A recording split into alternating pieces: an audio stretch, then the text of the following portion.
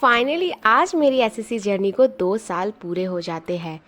3 अप्रैल का आज भी वो दिन मुझे याद है जब मैंने अपनी जर्नी स्टार्ट करी थी।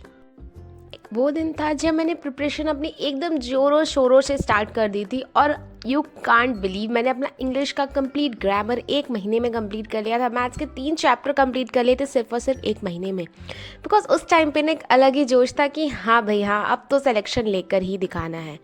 बट जैसे जैसे टाइम चलता गया, आगे बढ़ता गया, मेरा जो एक जोश था ना वो ख़त्म होता दिखता गया। और आज उस चीज़ को 2 साल हो चुके हैं। वो एक जो स्टार्टिंग में था, एक एनर्जी थी, एक करंट था बॉडी के अंदर कि हाँ भाई करके दिखाना है, दिन रात एक करने वाली मेहनत, वो सब पता नहीं कहाँ चला गया है। बट 2 साल देने के बाद ना इतना एक्सपीरियंस तो मुझे पक्का हो गया है कि हाँ, we can't be motivated all the time. हम हर समय मोटिवेटेड फील नहीं कर सकते because we are human being. हम भी डिस्ट्रैक्ट होते हैं। और सिंपल सी बात है, जब मेरे पास आसपास एक कोई ऐसा बंदा नहीं है जिसको एसएससी का मतलब पता हो, अगर मैं अपने कॉलेज में किसी से कहूँ कि I am preparing for SSC exam, तो बहुत रेयर होगा। फर्स्ट क्वेश्चन जो वो मुझसे पूछेंगे वो ये होगा कि व्हाट इज़ एसएससी, एसएससी है क्या। मैं इस माहौल में रहते हुए एसएससी की प्रिपरेशन करना बहुत डिफ़िकल्ट था मेरे लिए। फिर भी मैंने इस चीज़ को 2 साल कंटिन्यू किया है। Proud of me. But still बहुत ज़्यादा टाइम दे चुके हैं। इस बार सिलेक्शन लेना ही पड़ेगा बिकॉज अब नहीं चाहते कि वो 3 साल 4 साल एंड देन 5 साल का थप्पा लगे चीज़ों पे। Because at the and I know कि सिलेक्शन तो होना ही है बिकॉज एसएससी बहुत ज़्यादा ईजी है। इफ़ यू बार बार तुम उस चीज़ पे लगे हुए हो ना, तुमको पीवाईक्यू रट जाएंगे एंड एक टाइम ऐसा आएगा ना तुम सच में एग्ज़ाम क्रैक कर जाओगे। इतना कोई डिफ़िकल्ट नहीं है।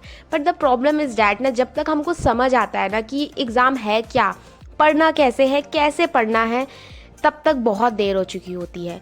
इस 2 साल के एक्सपीरियंस के बाद मुझे फील होता है कि काश आज जो मैं चीज़ फील करती हूँ ना, काश ये बातें मुझे पहले किसी ने बताई हो। बट खैर, जो हो गया उसके बारे में ना सोचते हुए आज का एक नया दिन शुरुआत करते हैं। अपना आज भी वो दिन याद है जब मुझे फर्स्ट टाइम एसएससी के बारे में पता चला, एसएससी क्या है, कैसे करना है। जब मुझे इनकी जॉब के बारे में पता चला, प्रोफाइल मैंने पूरा सर्च करा। मैं सारे दिन बैठ के सर्च करती रहती थी कि कैसे पढ़े, क्या टाइम टेबल, कौन सी बुक चाहिए, क्या बेस्ट रहेगा, क्या स्ट्रेटजी होनी चाहिए, कितना टाइम लगेगा, कौन सी पोस्ट मिलेगी, सैलरी कितनी होगी। ये सारे क्वेश्चन मैं ढूंढती थी। बट धीरे धीरे सब कुछ पता चल गया, लेकिन स्ट्रेटजी कभी भी फिक्स नहीं हो पाई।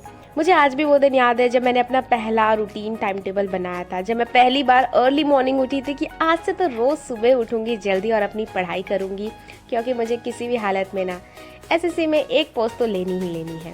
मुझे आज भी अपना वो दिन याद है जब मैं बुक्स खरीदने गई थी अपने भाई के साथ फर्स्ट टाइम। एंड वो बुक मार्केट मुझे आज भी याद है। वहाँ पे इतने सारे क्राउड थे, सब आंखों में एक ना कोई सपना लेकर वहाँ पे बुक्स, नोट्स, पेन, पेंसिल खरीदने आए थे। मैंने बड़े प्यार से कुछ मैप खरीदे, मैंने कुछ हिस्ट्री के पोस्टर्स खरीदे, पॉलिटी के आर्टिकल की पोस्टर खरीदे थे एंड किरण की सारी बुक्स ले आई थी उठा के। और ये सोचा था कि हाँ, इन सब बुक को ना 10 बार तो कर ही डालूंगी, बड़े आराम से हो जाएगा मेरे से। पर जब करने आई ना तो मुझे नानी याद आ गई है। इसके अलावा मुझे आज भी वो दिन याद है कि मैंने अपनी स्ट्रैटेजी बनाई थी। मैंने आरबीई चैनल से अपनी पूरी 8 महीने की स्ट्रैटेजी देखी थी एंड डिसाइड किया था इस स्ट्रैटेजी से चलूंगी और एग्जाम पक्का क्रैक कर दूंगी। और अगर आप लोगों की भी स्टोरी कुछ मेरे जैसे सिमिलर है, कि आप लोगों को भी अपना वो पहला दिन याद है, फटाफट से मुझे कमेंट करके डेफिनेटली बताइए कि आप लोगों को याद है कि आपने अपनी प्रिपरेशन किस दिन स्टार्ट करी थी, आपको कितना टाइम हो चुका है प्रिपरेशन करते हुए। जल्दी से कमेंट करके ज़रूर मुझे बताइएगा ताकि मैं जान सकूँ आप लोग यहाँ तक मेरे चैनल में बने हुए हैं। इसके अलावा आप लोग अपने आप को बिल्कुल भी ना कोसें। मतलब अगर किसी को बहुत टाइम हो चुका है प्रिपरेशन को, 1 साल 2 साल या इससे भी ज़्यादा हो चुका है, तो अपने आप को ना कोसें। हाँ, थोड़ा सा हमारी भी गलती रहती है, हम कई बार आलसपन के कारण या कई बार हम नहीं करते हैं मेहनत। बट मेरा ये मानना है कि हम एस्पायरेंट का दर्द ना हम ही जानते हैं। हमारे आसपास का फैक्टर बहुत ज़्यादा डिपेंड करता है कि किस तरह का हम परफॉर्म करने वाले हैं। तो ठीक है ना, आसपास प्रॉब्लम थी, मेरे पास भी बहुत सारे बहाने क्या, रियल बात है, वो लिस्ट है मेरे पास। यार मेरे पास कॉलेज थे, फैमिली इशू था, बीच में मुझे ऑफिस तक ज्वाइन करना पड़ा था, इतना ज़्यादा फाइनेंशियल इशू आ गया था। बट स्टिल मैंने कभी डिसअपॉइंट नहीं किया खुद को। ठीक है ना, सब कुछ होता है लाइफ में, यही तो टाइम है कि हम सारी मुसीबत झेल के, तभी तो हमारी जर्नी बहुत यादगार बनेगी और हमको कल याद आएगा कि मैंने ये किया था। आज भी मैं सोचती हूँ ना वो टाइम, तो मुझे बहुत ज़्यादा खुशी होती है कि मैं उस टाइम से लड़कर बाहर आई हूँ। So I am so much happy. और वो टाइम भी आ गया जब मेरे कॉलेज अब ख़त्म होने वाले और फाइनली मैं सीजीएल अपीयर होने वाली हो। सो कभी भी लाइफ में प्रॉब्लम आए ना, so don't get disappointed. Just time की ना बहुत अच्छी बात है कि वो कैसा भी हो ना बीत ही जाता है।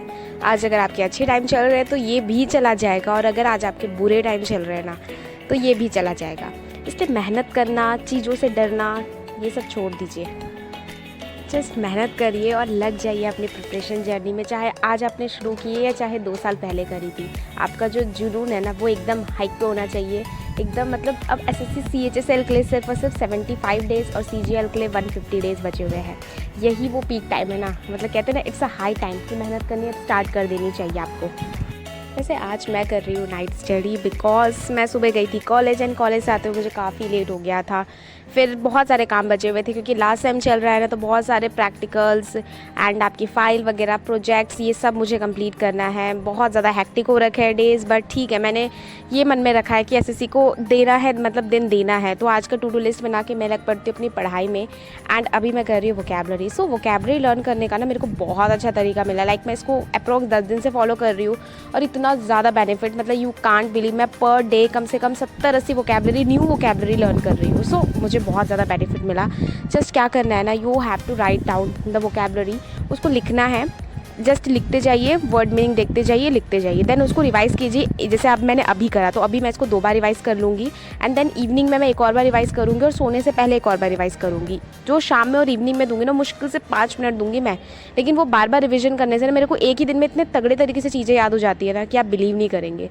नेक्स्ट डे जब मैं वोकैबलरी करूँगी ना, तो मैं 1 डे बिफोर की वोकैबलरी अगेन उसको रीड करूँगी, तो मुझे शायद 2.5 या 3 मिनट लगते हैं, क्योंकि मेरे को वोकैबलरी ऑलरेडी अभी लर्न है। सो इसी के साथ टू डू लिस्ट का काफ़ी पोर्शन मैं कंप्लीट कर चुकी हूँ। नाउ अब बस जीके बचा हुआ, और जीके ने मेरी कसम से कह रही हूँ जान ले रखी है। पता नहीं ये होता ही नहीं है कंप्लीट, इसको कितना भी कर लो।